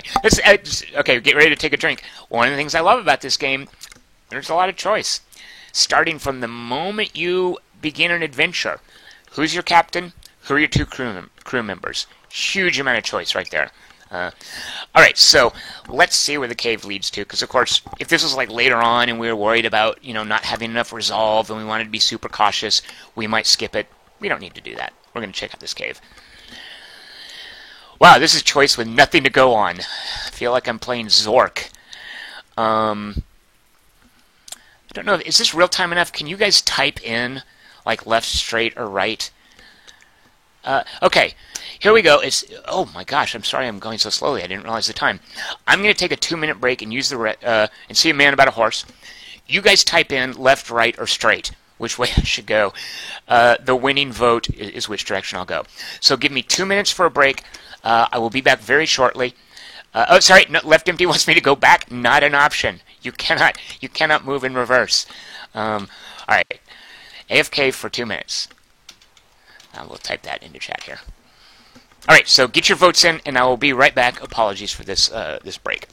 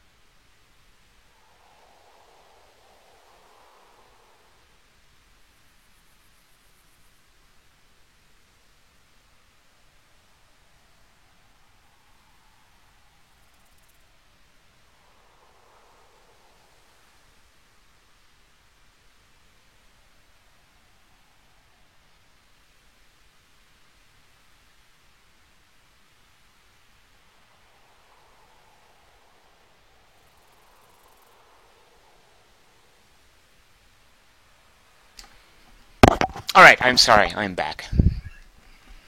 Oh, hold on. Cat management. Alright, go outside, Betty. Alright, here I am. Let's check the tally for votes for which way we're going. By the way, I've absconded with a cookie. The next successful encounter I get through, I get a peanut butter cookie. Let's see. Votes. Left seems to be winning. Left is winning. We have 1 for straight. People asking for pants off dancing. Not going to happen. Perverts. I wish you had a more pronounceable name because I want to credit you. Jekrich says the game's charming art masks the ruthless spreadsheet that lurks beneath. Isn't that true though of any good game? I don't know. And to be fair, you say ruthless, but like I mentioned before, you can play this in a forgiving way if you want. You don't have to play it like a roguelike. Whether you play it on the baby mode or the roguelike mode, you can adjust the difficulty. There are 4 levels of difficulty. So yeah, if you want to do well, if you want to play the difficult one and get a high score, yeah, ruthless. But if you just like this whole, hey, I'm going to do my own story and level up my characters and find treasure, it can be super simple. Alright, left is 1. We're going left. Oh, wait. 1 vote for right, 2 for left, 1 for up the middle. We're going left. Oh, scorpions. Great. Rank 2 encounter. I think we can do this.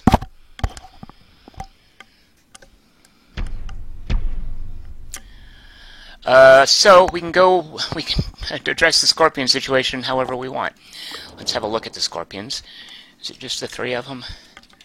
Yeah. I like this, by the way. For the really hard battles, this is what you want to look for, because you want to be standing there. One of the things I hate is when you line up your party just perfectly and there's one stray patch over here, and then one of the other guys goes around and stands there, and you're like, oh, how do I get him out of there? Because it's super annoying when they stand there. Not a danger with these scorpions.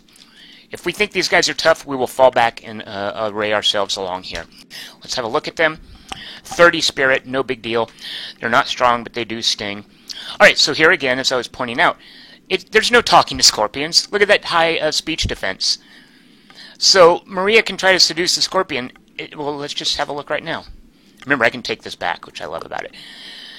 Well, okay, it's not gonna do 39 points of spirit damage. It will hurt them, but let's just see if she punched it. No, yeah, well, she's way better off trying to seduce it, but still, it's not gonna do it in. Alright, so obviously we want Ivan up here. We're going to be punching them. Now, I think, did we get a treasure that gives us a bonus for... Oh, no. We got... I forgot. Did we hired a specialist who gives us an additional collect token if we finish things in a friendly manner, right? I don't think that's going to happen this time. Alright, let's try his pinning strike. I don't think you can move diagonally. Will this hem the scorpion in? We'll find out. We're going to pin this one. Well, it's not going to be much of a pin because it'll be dead. Should we just punch it? That'll also be dead. Alright, well. At least he'll draw aggro, by the way. As someone pointed out, he reads a book. Okay, so now everybody's hostile to everyone else, so deviousness will give you an additional... You'll get additional power with deviousness.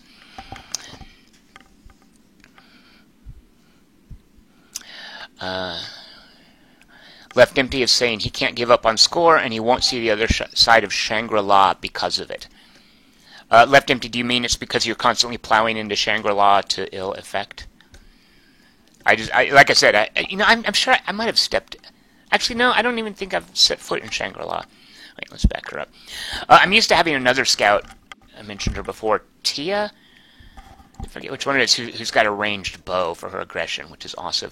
Awesome. Let's throw a party. Wait, why can't he do that?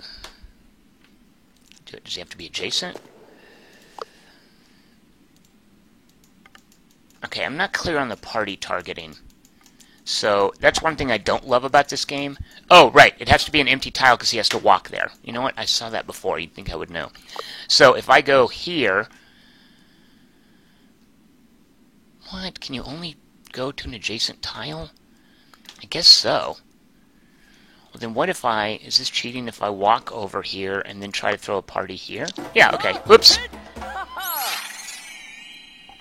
Did I not get... Okay, well, I didn't do that correctly. So it only counts the party as the people adjacent to you orthogonally. Alright, well, that was a huge waste. Okay, let's seduce a scorpion. Gross, I know. Can we finish off the other one? Can we get close enough to finish off? No, we can't. Alright, so we're just going to have to partially seduce this scorpion. Ick.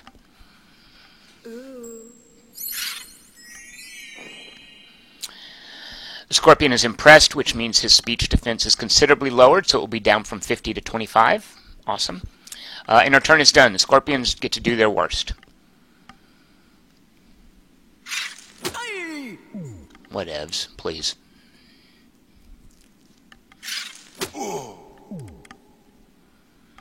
The fact that this guy didn't attack Ivan, and I'm not sure about this, makes me think... Wait a minute. I was going to say, it makes me think you can't attack diagonally. Didn't I just point out before, those were hexes in the other map, right? These are tiles.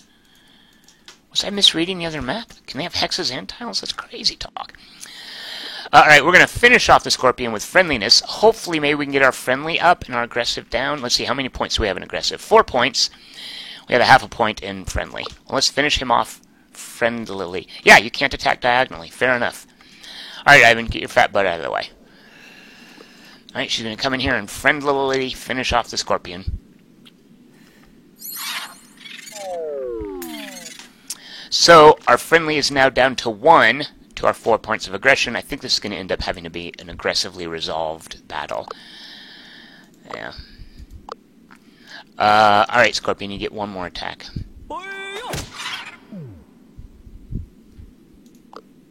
Oh, Ivan maybe could have gone in here and finished up. Oh, well.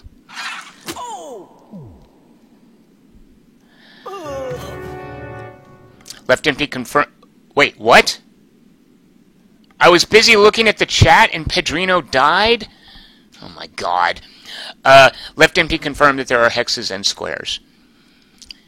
Seriously, on this encounter, this early in the game, I've lost 1 point of resolve because I didn't have the foresight, because I didn't realize I could move Ivan. This game is stupid.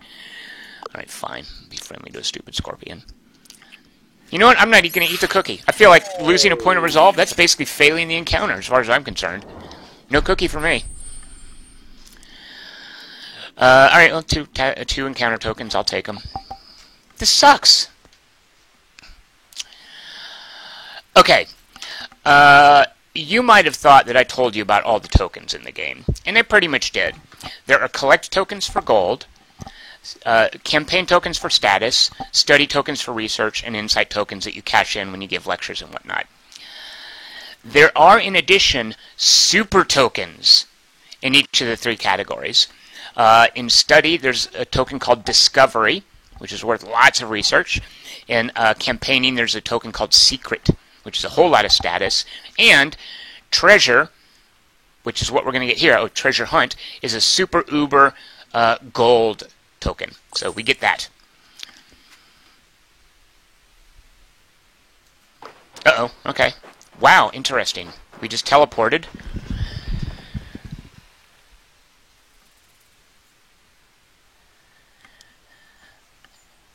Huh, alright, well. Let's see. Left Empty says he was reluctant about saving Insight because he was scared it would not carry over. But, Left Empty, you don't want to save it because you want to get the resources you want with your Insight as soon as you can so you can spend the resources to help you, I believe. Like, I'm not sure, I might be missing something, but I'm not sure why you'd want to save Insight. Alright, so I could go straight in and finish off the Witch Doctor right now. And if supplies were an issue, that would be great. Oh, here's my treasure hunt token. Look at that. Look at all the status and gold I get from that. I think a regular gold token just gives me like, what was it, like 10 to 15 or something? So, that is an awesome token. Okay, so this, by the way, see the skull? It says there might be an epic encounter here. Those are bad news. I say bad news. They're risk-reward wise. They're, high risk, high reward. Wait a minute. So, Mr. Chikriz is telling me and also left empty. This is something I didn't know. The insight is worth more if you save it for the late game. I did not realize that. Oh, no, I see what they're saying. You unlock more locations, and the later locations have a better rate of return. I did know that. Right. Yeah, fair enough. Good. So yeah, so you might want to save your tokens. Alright, so we do have a natural... Wait, didn't we get a naturalist? I forgot. No, we still don't have a naturalist. So, an athlete will help us. Alright, let's check that out. We don't want just boring old gold. An abandoned salt mine. There is something in this game called tools. And a tool is a consumable object you can use to basically give yourself a bonus in one of these challenges. Oh, there. If we do this, we get a tool. One of the characters, I think her name is Amelia, she starts out every expedition with a tool.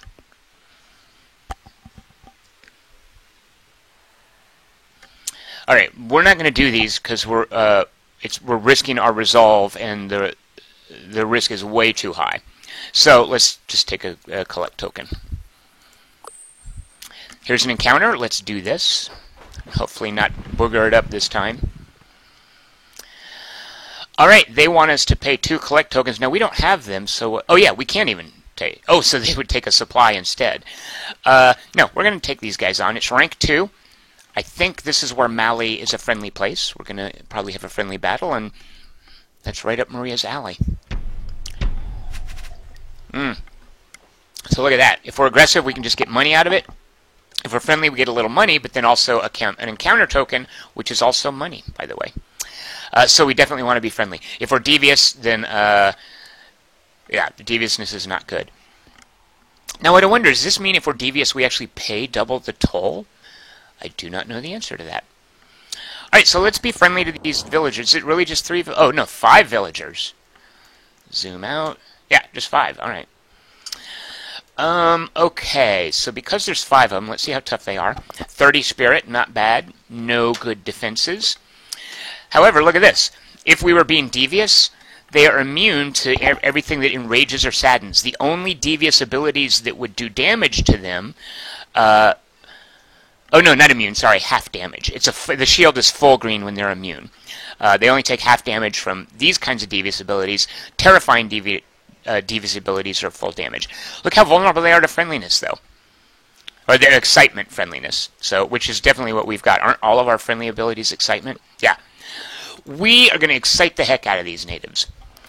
So again, if this was a tough battle, I might consider just holding up here. And just to be safe, I think I will head over in that direction. Alright, so she's going to move here. Her 2-range seduction will take care of this one. Hey. Ooh. Ooh, hey. Ooh, hey. By the way, I don't know if this might be an overshare with you guys. One of the reasons you want to take Maria, what vice presidential candidate does she look like? I wonder, huh? Or at least more so than any of the other characters. Alright, Ivan can go also be friendly. Let's see how his friendliness... Let's maybe undo that. Maybe he'll stand here and tank for Maria. Let's see if I can get this party thing right. I think I can't. Alright, hold on. If I go... What is it? If I go here and I party here, it just affects that guy. Alright, I'm obviously not quite understanding how party works.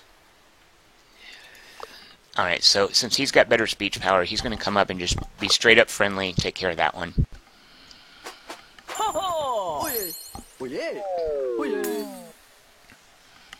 Monkeys we will not be facing, Hazy Silhouette. How dare you wish that on me. The monkeys are in the Caribbean. Although you would think there would be monkeys in Mali, right? No, let's go up there and tank. Alright, there we go. Oh, see, this is actually what I was worried about. If he was a tough opponent, that would be hugely annoying.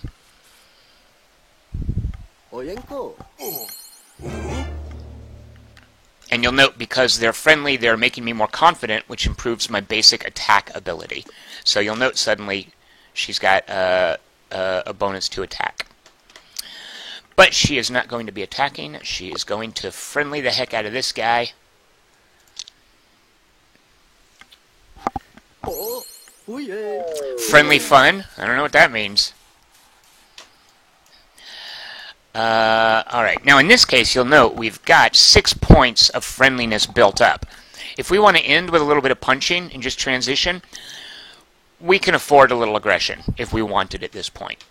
Now, a couple of things they don't tell you, and I think are a little... this can throw people for a loop. When you use one attack, it fills in 1 hash mark. If that attack, to get you closer to this mood, if the attack kills someone, it fills in an additional hash mark. So sometimes people will be thinking, okay, I'm going to use deviousness just twice, and then they use it just twice, but one of the devious attacks kills someone, and they're like, well, wait, why did I move to devious? I didn't think I was going to go that far. So if you kill people, you get an additional hash mark. Nothing we need to worry about, though. Let's just finish off being friendly. We can survive one more attack, I'm sure. Although I felt that way about scorpions before. And then you... What if I party up here? I'm so confused about the party ability.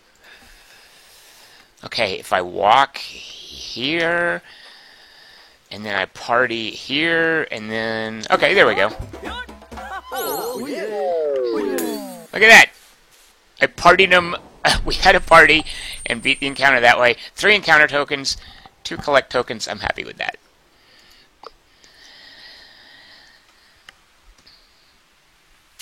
What does this mean? Also, please visit one of our villages.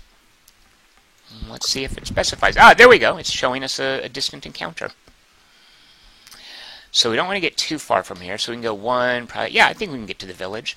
I think the X means, hey, there's something special here. So let's head over there.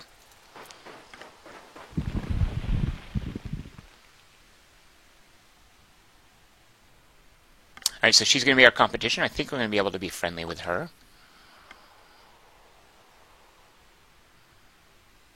Alright, a 2-star encounter with Virginia's posse.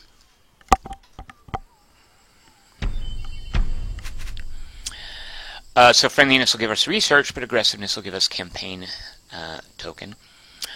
We want this, but we're okay with this. And by the way, either of them will give us a favorable end with the green X. Defensive deviousness does nothing. Alright, so let's see what we are looking at. Is it, oh really, just 4. So 4 of whatever these are. 4 of Virginia's posse, yeah. When she's friendly, she has some impressive moves to lower your speech. Alright, so I think we can deal with that, though. Alright, let's seduce one of these. Let's seduce that one out of there. We don't want her standing there. Ooh. Oh. You occupy that so that one of them doesn't stand there. Can we friendly our way out of there? What if we are devious? No, they don't like... Okay, so, by the way... they're defend against half defense against any devious abilities that enrage or terrify you, and sure enough, that enrages, so that's not going to be very useful against her. They take extra damage from impression, which her seduction does. Maybe he's just going to punch. Let's see. Nah, we'll just do a little friendly damage.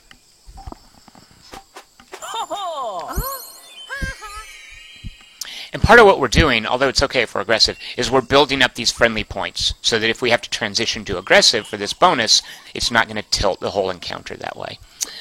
And then you finish her off with your friendliness.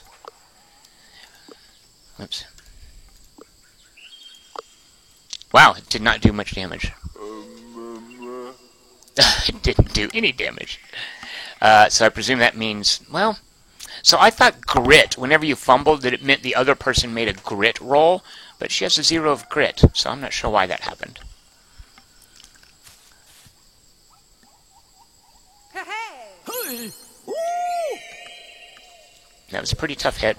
He's going to, by the way, regenerate some of that spirit, as will she. Watch this. It wasn't a lot. It'll do.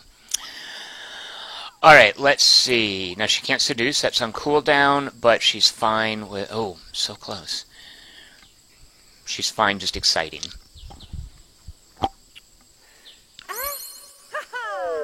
Heartwarming.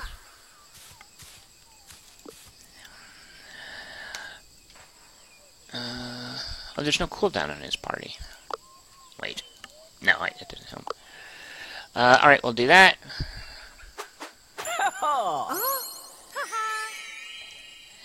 And, just because we can, let's punch her and go to aggression.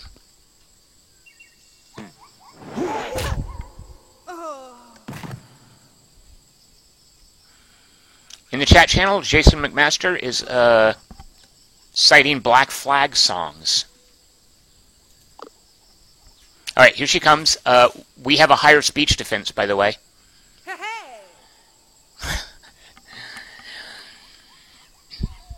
And we will finish just to make sure. So look, 4 points in aggression, 3 points in friendliness, so we want to finish her off with a friendly approach, which is so close.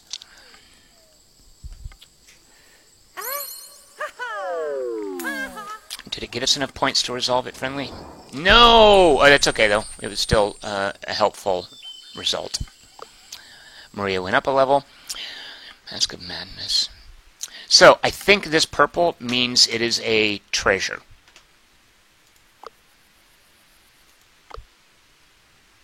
And I wonder if it's...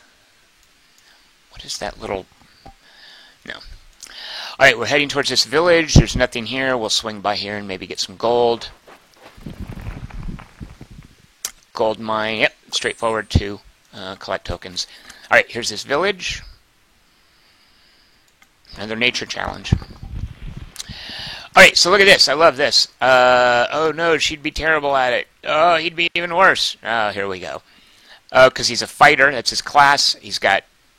his athlete skill is high enough to give him an additional 80%. His armor, way more than 100%. And you'll also notice, I don't know if this is a perk thing. So if she does it, they all get 2 campaign tokens for it. If she does it, she's going to get a bonus campaign token. He's going to get a bonus collect token. However, Ivan gets 2 bonus campaign tokens, collect tokens. I don't know what determines that. And by the way, we could totally opt out for 1 campaign token. But no, Ivan will totally do that. He walked on burning coals. Good for you, Ivan.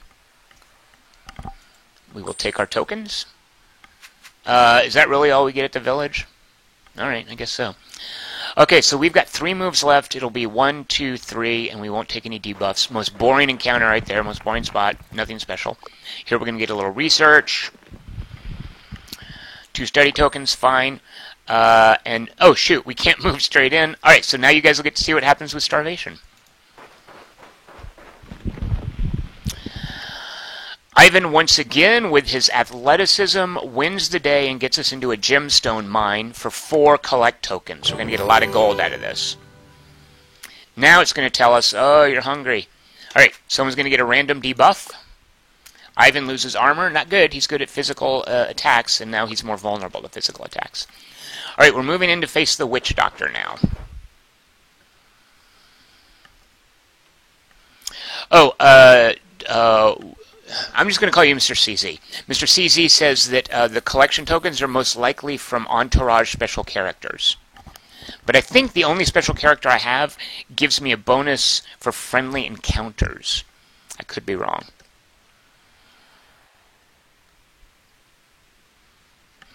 Alright, the Witch Doctor, here we go. It's just saying, hey, are you sure you're going to end the expedition if you do this? We're sure.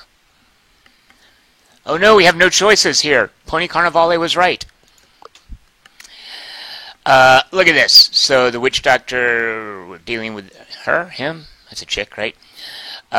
He wouldn't be very good. He wouldn't be very good. But look at this. Look how far our Beguiler and Speaker and Speech Power get us. So 100% chance. We get a campaign token. But we are still... I think going to have to fight. Yeah, of course, I mean, it's going to be a boss fight, so.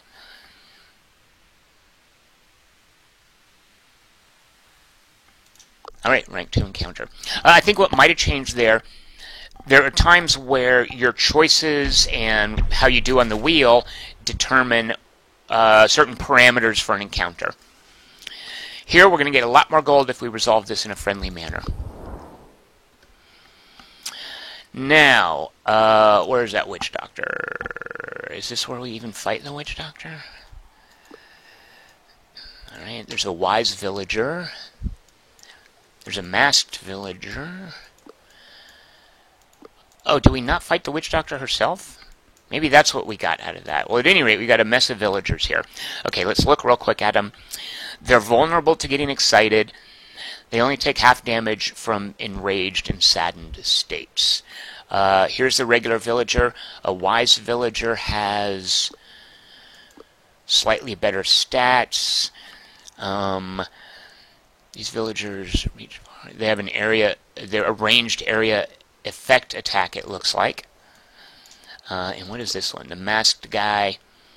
Oh yeah, he's just better. He's got super combat resistance. Alright, so let's move back this way. Oh, yeah, let's hole up here, if we can.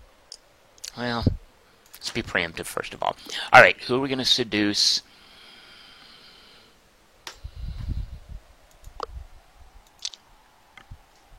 Hoo-hoo. Oh yeah. Oh yeah. Alright, so we're friendly on friendly. So when we transition to physical attacks, that'll give us a great bonus.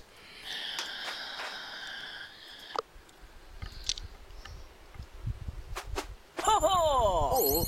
Oh yeah. Oh yeah. His armor is way down, so we don't want him, I don't think, dealing with these masked guys. Oh, although he can't reach anyone.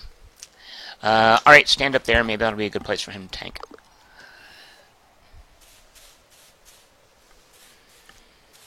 Oyenko. So it did a little bit of damage, but it made them confident, which improves their attack ability, which they don't use. They're not fighters, they're talkers.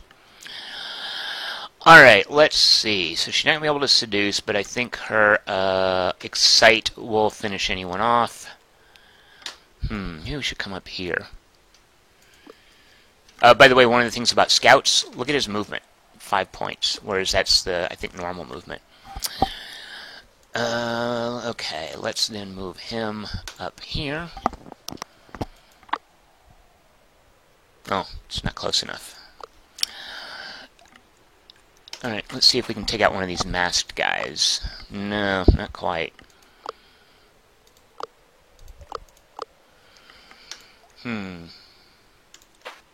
Oops. Alright, here's what we're going to do. We're going to camp in these spots and let them come to us and hopefully rely on that healing.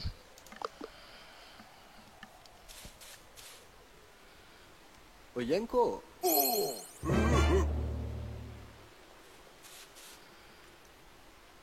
Hayenko. Ow! Jeez. This is not good, because she's going to get the Oh my god, I'm terrible at this game. Ugh. Oyenko. Oh my god! Oyenko. Wow! Well, I couldn't have timed that better. And that's my first attempt at Renowned Explorers. A stunning, sudden, terrible defeat to some friendly villagers in Mali. I mean, look how happy everybody looks.